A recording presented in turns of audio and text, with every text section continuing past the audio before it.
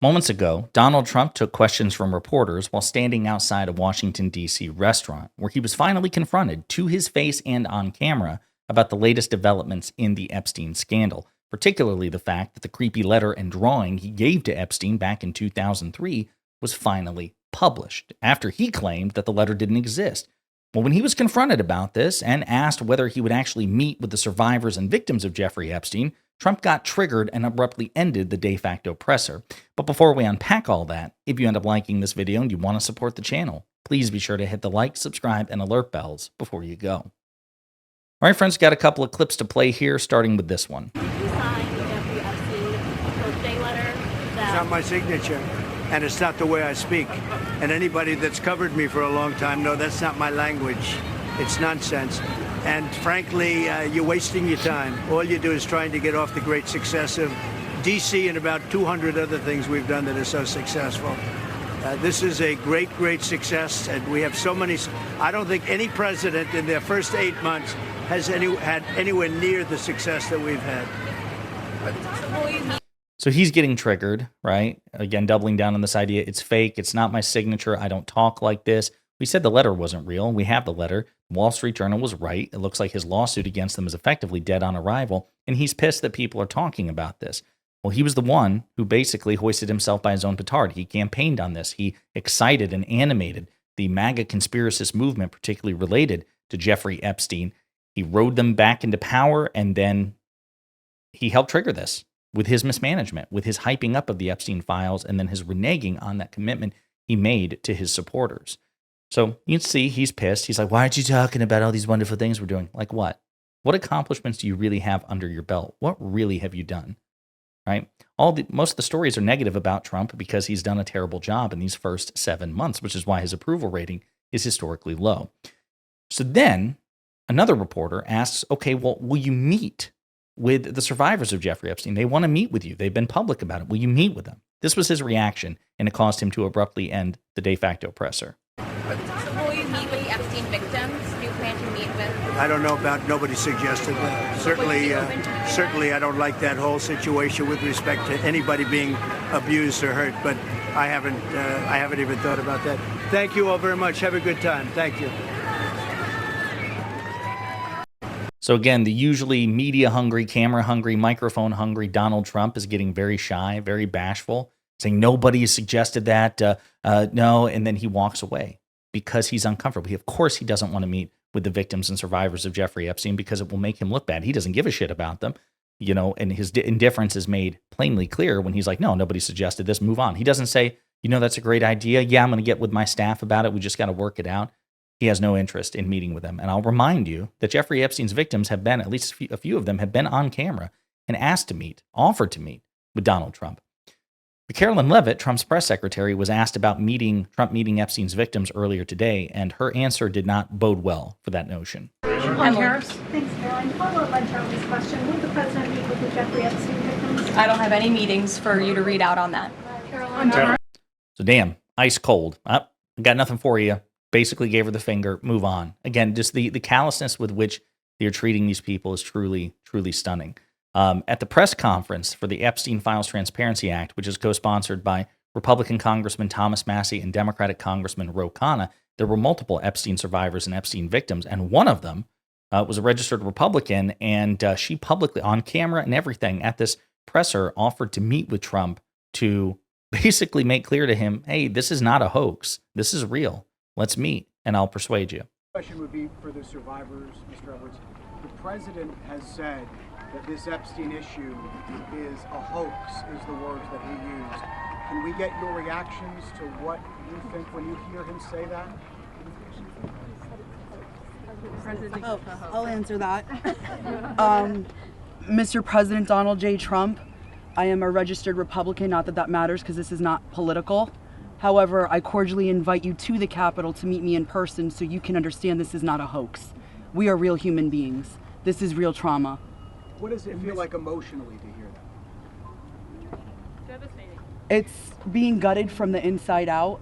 Not that I would know what that feels like, but I imagine it's the anxiety buildup with the depression and the survival mode, and then your nervous system goes limp and ironically is shot.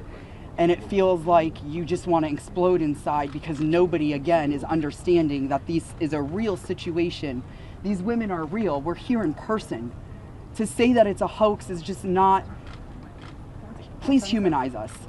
I would like Donald J. Trump and every person in America and around the world to humanize us, to see us for who we are and to hear us for what we have to say. There is no hoax. The abuse was real. Now, what goes on behind closed doors, I can't speak for that. What happens around the world politically, I cannot speak for that.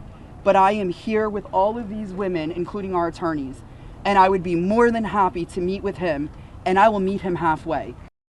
So again, Republican addressing Trump on camera. Hey, we're not a hoax. Political partisanship shouldn't matter. Meet with me. I'll meet with you, and I will persuade you that this is not a hoax. I will get through to you. Just humanize us. And of course, he has absolutely no interest in so doing. So this idea that nobody suggested it, Epstein survivors themselves have suggested it on camera. No way you didn't know that. Democratic Congressman Khanna was also talking about this earlier, about Trump's reticence, his reluctance, his total indifference to meet with the victims of Jeffrey Epstein. Any reason to doubt, after getting this from the Epstein estate, that that is Trump's signature, Trump's drawing? There's no reason for us to doubt it.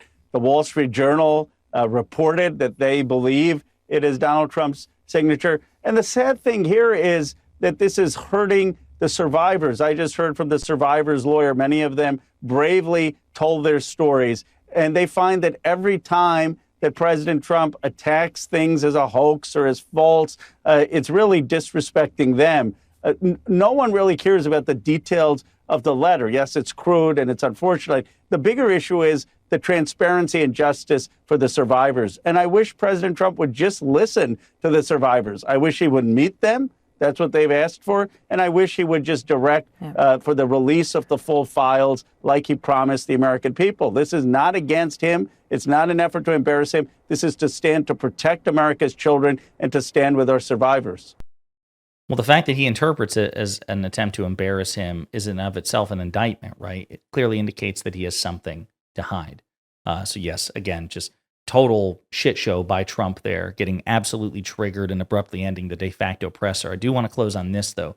Carolyn Levitt was humiliated, speaking of signatures, for her response, her cope about the idea that the Trump signatures are not real. As Mediaite reports, real 2 + 2 = 5 stuff here. Carolyn Levitt brutally roasted for Trump Epstein letter denial. White House Press Secretary Carolyn Levitt sparked a wave of criticism with her explicit denial that a letter from Donald Trump to Jeffrey Epstein for his 50th birthday, published in the Wall Street Journal, is not real. It's the latest piece published by the Wall Street Journal proves the entire birthday card story is false. Again, she's being roasted for it online. Sam Stein of the Bulwark says, guys, it's his signature. We don't need to pretend like it's up for debate. Indeed, we shouldn't. George Conway, former Republican, says, when did you decide you wanted to lie for a living? Was it a childhood dream of yours? Richard Hanani, again a conservative, says, the thing about working for Trump is you just have to surrender your dignity completely. Other leaders would admit obvious facts and try to spin. They had shame. It allowed honest and decent people to work for them, not this administration. Bob Pickard, we should never accept lying propaganda from a press secretary. The duty of an official spokesperson is to communicate the truth so the public can make informed decisions. This is Darvo in action and a perverted manipulation of media relations. Stephen Richer says, this is so cringe. Will Baskin Garrett's real 2 + 2 = 5 stuff here. Drew Savicki, let me get this straight. Over 20 years ago, Democrats planted both Bill Clinton and Donald Trump's names. How stupid must you be to believe this? James Serwicki says, every time I see this tweet on my timeline, I laugh.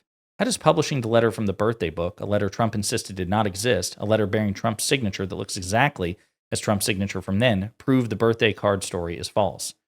Chris Cillizza, who I routinely, harangue for his both sides centrist bullshit, he says, so this was all a giant hoax? Why would someone in 2003 fake a birthday letter to Epstein from Trump? Indeed. But that's the story that Trump and Levitt are sticking with because they have no good, they're like as skilled as they can be in the art of spin, like look at Kellyanne Conway, they just got nothing here. They're totally fucked on the facts. And that's why Donald Trump is reacting the way that he did, like he did with the press, getting triggered and ending the conversation and running away. In the meantime, let me know what you think in the comments.